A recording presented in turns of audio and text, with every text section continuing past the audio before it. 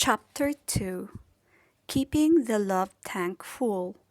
Love is the most important word in the English language and the most confusing.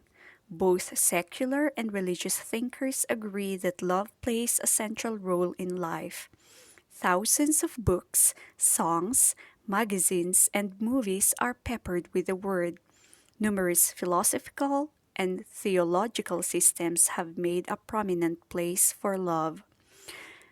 Psychologists have concluded that the need to feel loved is a primary human emotional need. For love, we climb mountains, cross seas, traverse desert lands, and endure untold hardships. Without love, mountains become unclimbable, seas uncrossable, deserts unbearable, and hardships are lot in life. If we can agree that the word love permeates human society, both historically and in the present, we must also agree that it is a most confusing word. We use it in a thousand ways. We say, I love hot dogs, and in the next breath, I love my mother. We speak of loving activities, swimming, skiing, hunting. We love objects, food, cars, houses. We love animals, dogs, cats, even pet snails. We love nature, trees, grass, flowers, and weather. We love people, mother, father, son, daughter, wives, husbands, friends. We even fall in love with love. If all that is not confusing enough, we all use the word love to explain behavior. I did it because I love her. That explanation is given for all kinds of actions. A politician is involved in an adulterous relationship and he calls it love. The preacher, on the other hand, calls it sin. The wife of an alcoholic picks up the pieces after her husband's latest episode. She calls it love, but the psychologist calls it codependency. The parent indulges all the child's wishes, calling it love. The family therapist would call it irresponsible parenting. What is loving behavior? The purpose of this book is not to eliminate all confusion surrounding the word love, but to focus on that kind of love that is essential to our emotional health. Child psychologists affirm that every child has certain basic emotional needs that must be met if he is to be emotionally stable. Among those emotional needs, none is more basic than the need for love and affection, the need to sense that he or she belongs and is wanted. With an adequate supply of affection, the child will likely develop into a responsible adult. Without that love, he or she will be emotionally and socially challenged. I like the metaphor the first time I heard it. Inside every child is an emotional tank waiting to be filled with love. When a child really feels love, he will develop normally, but when the love tank is empty, the child will misbehave. Most of the misbehavior of children is motivated by the cravings of an empty love tank. I was listening to Dr. Ross Campbell, a psychiatrist who specializes in the treatment of children and adolescents. As I listened, I thought of the hundreds of parents who has paraded the misdeeds of their children through my office. I had never visualized an empty love tank inside those children, but I had certainly seen the results of it. Their misbehavior was a misguided search for the love they did not feel. They were seeking love in all the wrong places and in all the wrong ways.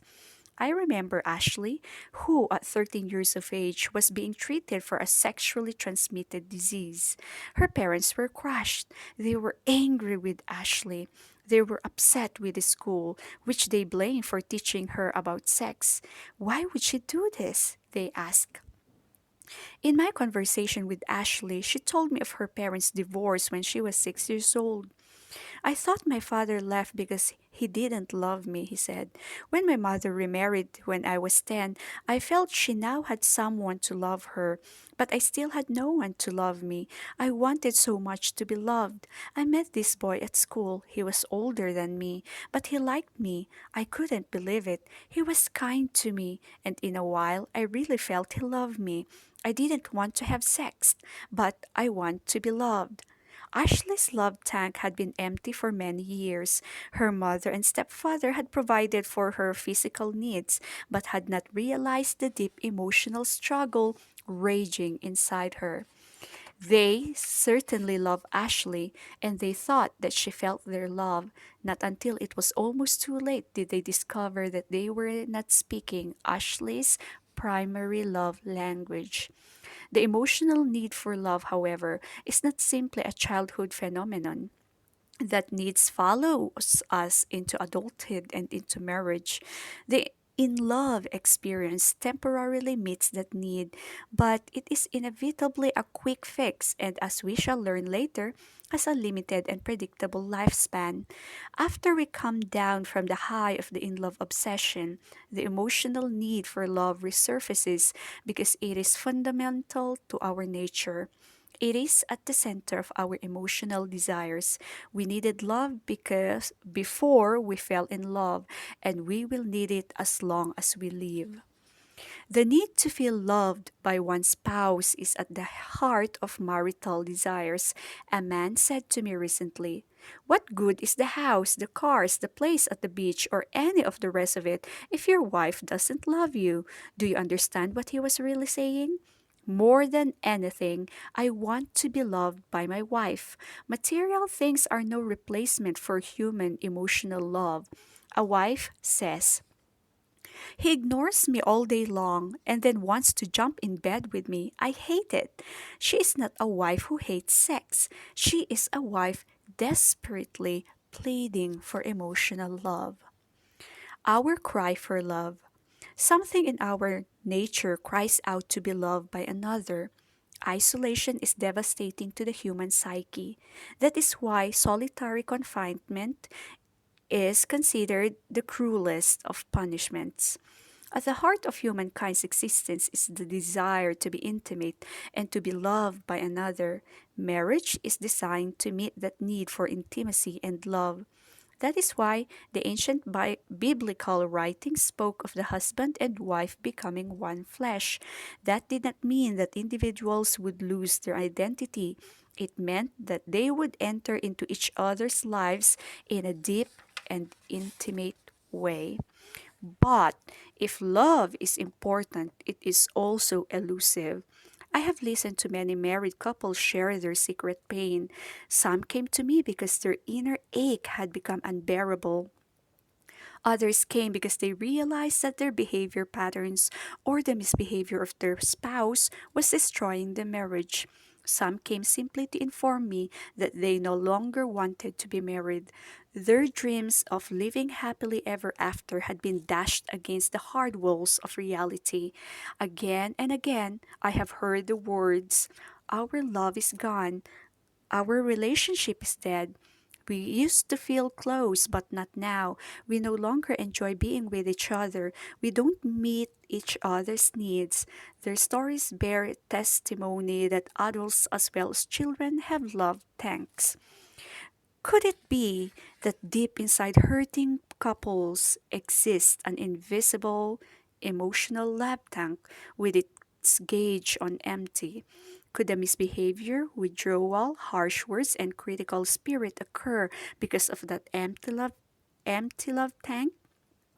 If we could find a way to fill it, could the marriage be reborn? With a full tank, would couples be able to create an emotional climate where it is possible to discuss differences and resolve conflicts? Could the tank be the key that makes marriage work? Those questions sent me on a long journey. Along the way, I discovered the simple yet powerful insights contained in this book. The journey has taken me not only through 30 years of marriage counseling, but into the hearts and minds of hundreds of couples throughout America. From Seattle to Miami, couples have invited me into the inner chamber of their marriage, and we have talked openly. The illustrations included in this book are cut from the fabric of real life. Only names and places are changed to protect the privacy of the individuals who have spoken so freely. I am convinced that keeping the emotional love tank full is as important to a marriage as maintaining the proper oil level is to an automobile. Running your marriage on an empty love tank may cost you even more than trying to drive your car without oil. What you are about to read has the potential of saving thousands of marriages and can even enhance the emotional climate of a good marriage. Whatever the quality of your marriage now, it can always be better. Before we examine the five love languages, however, we must address one other important but confusing phenomenon: the euphoric experience of falling in love. Warning: understanding the five love languages and learning to speak the primary love language of your spouse may radically affect his or her behavior. People behave differently when their emotional love tanks are full.